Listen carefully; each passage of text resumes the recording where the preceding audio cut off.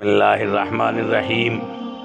ناظرین اور سامعین، عالمی منظر نامے نے امت مسلمہ اور انسانیت کو بے چین کر کے رکھ دیا ہے۔ جس طرح سے یہودی اور یہودی علماء دیوار گریہ کے پاس آہوزاری کر رہے ہیں اور اپنے مسیحا یعنی دجال کی آمد کے منتظر ہیں، اور جس انداز کی صورتحال جارحیت اور ظلم و استبداد کی فلسطینیوں پر اسرائیل برت رہا ہے، اور جس طرح سے یروشلم و تبوک میں نیوم شہر بنا کر عرب کے بادشاہوں نے دجال کی سلطنت کے مستحکم کرنے کا فیصلہ کیا ہے، اور اسرائیل جو گریٹر اسرائیل کا خواب دیکھ رہا تھا، اس کی چولے اور اس کی بنیادیں گویا بننی شروع ہو گئی ہیں۔ اس سے پتہ چلتا ہے کہ بڑا انقلاب، بڑی تبدیلی اس دنیا میں آنے والی ہے، اور قیامت کی جو بڑی علامات میں سے ہے خروج دجال یعنی دجال کا ظاہر ہونا، یہ شاید ایسا لگتا ہے کہ اس کا زمانہ بڑا قریب ہے۔ آپ دجال کا نام بہت سنتے آئے ہوں گے بچپن سے، لیکن آج کی اس ویڈیو میں متعارف کراؤں گا کیا ہے اس کی حقیقت، کیا ہوگا اس کا کردار، کس انداز سے وہ یہاں آزمائش بن کر، فتنہ بن کر، اور قیامت کی بڑی علامتوں میں سے ایک علامت بن کر اس دنیا میں ظہور پذیر ہوگا، اور اس کے فتنے سے وہی لوگ بچ پائیں گے جو اللہ کی طرف سے باتوفیق بندے ہوں گے۔ اس لیے آپ دجال کے مکمل جانکاری اور اس کے مکمل خط و خال کو جاننے کے لیے اس آڈیو کو بہت دھیان سے اور بڑے توجہ کے ساتھ سنیں، اور اپنے نبی کی سچائی کا یقین کریں کہ انہوں نے جو پیشین گوئی فرمائی وہ حرف بحرف یقیناً جو ہے وہ سچی ہونے والی ہے۔ دیکھیے، تمام یہودی مانگ رہے ہیں کہ دجال آ جائے، جیزس جو عیسائی ہیں وہ مانگ رہے ہیں کہ عیسائی حضرت عیسیٰ علیہ السلام آ جائیں۔ اس کا مطلب یہ ہے کہ جو قیامت کی بڑی 10 علامتوں میں سے ہیں، وہ علامتیں ان کے ظہور کا وقت میں اس وقت قریب ہے۔ سب سے پہلی بات تو دجال کے بارے میں آپ یہ سمجھیے کہ دجال یہودیوں کی نسل سے ہوگا، جس کا قد ٹھیکنا ہوگا، دونوں پاؤں ٹیڑھے ہوں گے، جسم پر بالوں کی بھرمار ہوگی، رنگ سرخ ہوگا، سر کے بال حبشیوں کی طرح ہوں گے، ناک چونچ کی طرح ہوگی، بائیں آنکھ سے کانا ہوگا، دائیں آنکھ میں انگور کے بقدر ناخنا ہوگا، اس کے ماتھے پر کفارہ کاف الف فارا کافر لکھا ہوگا، جسے ہر مسلمان بآسانی پڑھ سکے گا۔ اس کی آنکھ سوتی ہوں گی مگر دل جاگتا رہے گا۔ شروع میں وہ ایمان و اصلاح کا دعویٰ لے کر اٹھے گا، لیکن جیسے ہی تھوڑے بہت متبعین یعنی فالوورز اس کے ہو جائیں گے، وہ نبوت اور پھر خدائی کا دعویٰ کرے گا۔ اس کی سواری بھی اتنی بڑی ہوگی کہ اس کے دونوں کانوں کا درمیانی فاصلہ ہی 40 گز کا ہوگا۔ ایک قدم تا حد نگاہ مسافت کو طے کر لے گا، یعنی ایک قدم جب رکھے گا تو اتنا لمبا ہوگا کہ گویا جہاں تک آدمی کی نگاہ جاتی ہے وہاں تک ایک قدم پڑے گا۔ دجال پکا جھوٹا اور اعلیٰ درجے کا شعبہ دباز ہوگا۔ اس کے پاس گلوں کے ڈھیر اور پانی کی نہریں ہوں گی۔ زمین میں مدفون تمام خزانے باہر نکل کر شہر کی مکھیوں کے مانند اس کے ساتھ ہو لیں گے۔ کیوں؟ اس لیے کہ اللہ، آپ کہیں گے یہ اللہ کی مدد نہیں ہے، یہ اللہ اس کو خوب طاقت دے گا تاکہ آزمائش ہو، اور وہ لوگ جو سچے ایمان والے ہیں وہ اس کے اس فتنے سے بچ سکیں۔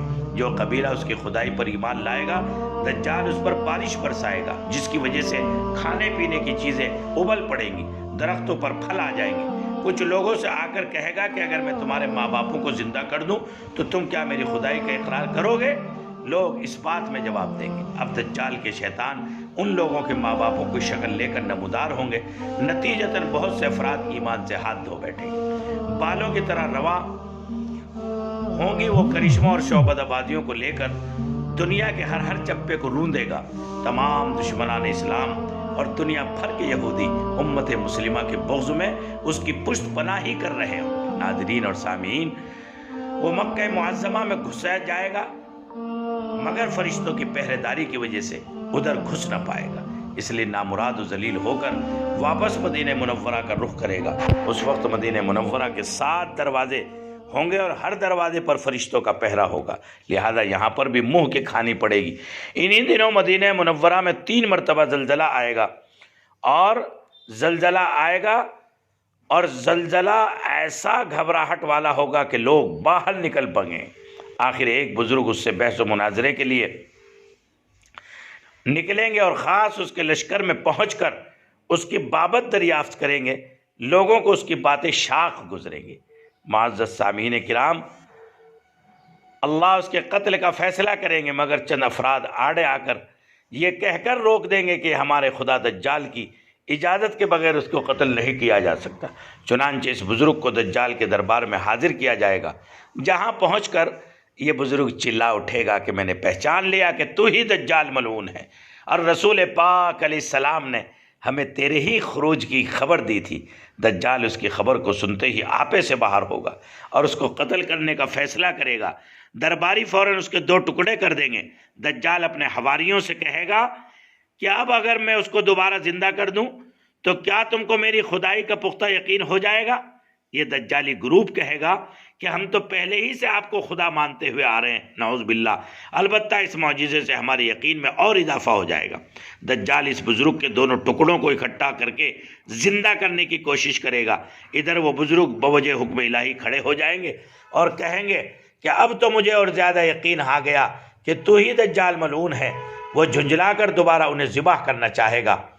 یہ اتنا بڑا کام اس لیے ہوگا تاکہ لوگوں کو اس کی دجالیت، شیطانیت کا یقین ہو جائے، اور اللہ اس کے ذریعے سے، اس بزرگ کے ذریعے سے اس کی اس بات کو ظاہر کرے گا۔ لیکن اب اس کی قدرت اللہ سلب کر لیں گے، یعنی کھینچ لیں گے، اب اس کے پاس وہ طاقت نہیں رہے گی۔ وہ انہیں اٹھا کر اپنے جہنم میں جھونک دے گا، لیکن یہ آگ ان کے لیے ٹھنڈی اور گلزار بن جائے گی۔ اس کے بعد وہ شام کا رخ کرے گا، لیکن دمشق پہنچنے سے پہلے ہی حضرت سیدنا امام مہدی علیہ السلام وہاں آ چکے ہوں گے۔ دجال دنیا میں صرف 40 دن رہے گا، اور تیسرا 1 ہفتے کے برابر ہوگا۔ 1 دن 1 سال، دوسرا 1 مہینہ، اور تیسرا 1 ہفتے کے برابر ہوگا۔ بقیہ معمول کے مطابق ہوں گے۔ امام مہدی علیہ السلام دمشق پہنچتے ہی زور و شور سے جنگ کی تیاری شروع کر دیں گے، لیکن صورتحال بظاہر دجال کے حق میں ہوگی، کیونکہ وہ اپنے مادی اور افرادی طاقت کے بلبوتے پر پوری دنیا میں دھاک بٹھا چکا ہوگا۔ اس لیے عسکری طاقت کے اعتبار سے تو اس کی شکست بظاہر مشکل ہوگی، مگر اللہ کی تائید اور نصرت کا سب کو یقین ہوگا۔